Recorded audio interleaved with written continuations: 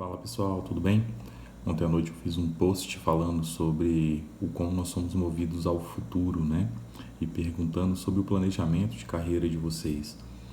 Hoje eu me preocupo bastante, né? Vejo que por essa digitalização, esse mundo, né, instantâneo que nós vivemos, o jovem ele sabe aonde ele quer estar daqui a alguns anos, né? Mas ele não quer ter a paciência de percorrer esse caminho para atingir o objetivo dele lá no final.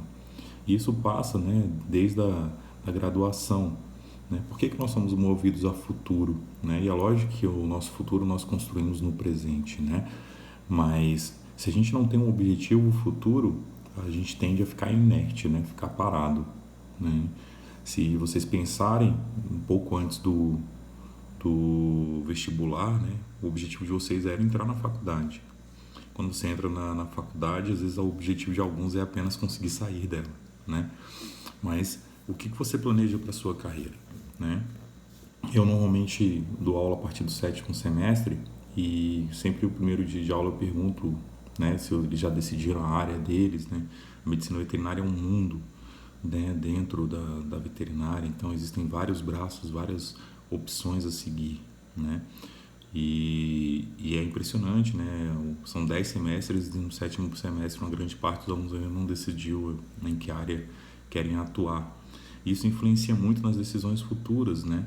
Se você imaginar alguém que quer trabalhar com cirurgia e ele decidir isso apenas no décimo semestre, a quantidade de estágios que ele deixou de fazer, de experiência prática que ele deixou de ter, e isso aí a gente extrapola para as mais diversas áreas, né? Então, tem que ter um cuidado em relação a isso, um planejamento. Para quem já sabe, gosta de cirurgia, né, não se formou ainda, minha grande dica é, hoje existem alguns caminhos, né? Nós não saímos preparados para sair operando e vivendo uma vida de cirurgia, né, de centro cirúrgico. Então, os caminhos mais frequentes são um programa de residência ou aprimoramento. E aí, a minha dica é que você acesse os editais passados, veja o conteúdo programático das provas, veja a análise de currículo, o que eles exigem, o que eles pedem, para que você possa direcionar, né, PIBIC, PEBEX, publicação, peso para cada uma dessas coisas, as principais faculdades que oferecem o programa de aprimoramento e o programa de residência, para que você possa focar o seu estudo, focar também as suas atividades para melhorar o seu currículo, né? Seja de uma faculdade particular, seja de uma faculdade pública, mas você precisa estar com um currículo muito bom também para te ajudar.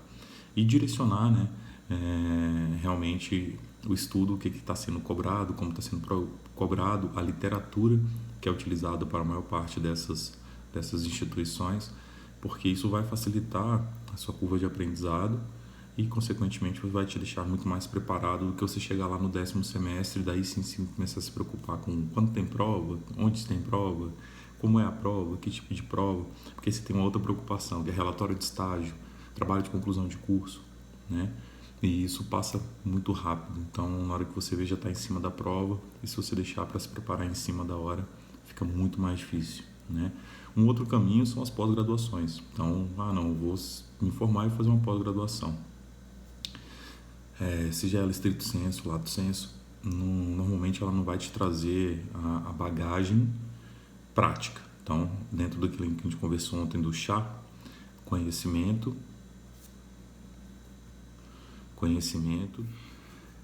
dentro do que a gente falou do chá, né, conhecimento, a habilidade e a atitude, né? Você vai ter muito conhecimento, uma bagagem muitas vezes teórica muito boa, uma prática normalmente realizada em cadáver também muito boa, mas você não vai ter a prática cirúrgica do dia a dia, né, das intercorrências, lidar com as intercorrências, o pós-operatório, então isso você vai ter que aprender na sua rotina. Então, eu acho que é um caminho um pouco mais complicado, não deve se fazer uma pós-graduação sem uma rotina, então eu aconselho que se você está fazendo uma pós, você esteja trabalhando para poder ir aplicando aquilo que você está aprendendo, para que as dúvidas possam ir surgindo, para que você possa tirar com seus professores da pós-graduação. Se você pensar no mestrado, no doutorado, depende muito do programa, né? Tem programas onde os pós-graduandos atuam na rotina, o que é ótimo, e tem programas onde o pós-graduando ele só fica relacionado à pesquisa. Então, veja o edital, orientadores, nesse sentido é importante também, tá? Esse é um primeiro passo, pessoal. Então, eu falo que a cirurgia, né, é como se fosse um tronco de uma árvore, tá? Imagina as raízes dessa árvore. Eu tenho uma base que tem que ser sólida, então eu preciso de conhecimento anatômico, fisiológico, terapêutico, clínico, radiológico, né? Então, microbiológico. Então, ela envolve todas as disciplinas da base, então, muito bem consolidadas para que eu possa ser um bom cirurgião. Tendo isso, eu tenho esse tronco, essa casca do próprio cirurgião, e eu tenho também os frutos dessa árvore, né? Então, eu tenho ali, desse tronco principal, vários galhos que saem. Então, eu tenho a cirurgia geral, mas eu tenho as especializações. Eu tenho oftalmo, eu tenho ortopedia, eu tenho neuro, cirurgia torácica, cirurgia abdominal, cirurgia dos sistemas apenas urinários. Então, essa ramificação ela tem acontecido e tem sido cada vez mais crescente, até o que eu falo com meus residentes. A nossa residência hoje, ela tende a ser ainda uma residência em cirurgia geral, né? O ideal seria que a gente tivesse um programa de residência, né, que fosse R1, R2, cirurgia geral, R3, R4, uma subespecialização, né? Seja cirurgia cardio, cirurgia torácica, cirurgia, né, como foi para vocês, ortopédica, neuro e por aí vai. Mas eu falo para os residentes que você não pode se prender só no seu tronco, então você tem que buscar também depois um galho a mais, né? E se diferenciar cada vez mais, olhar sempre para frente, tá bom?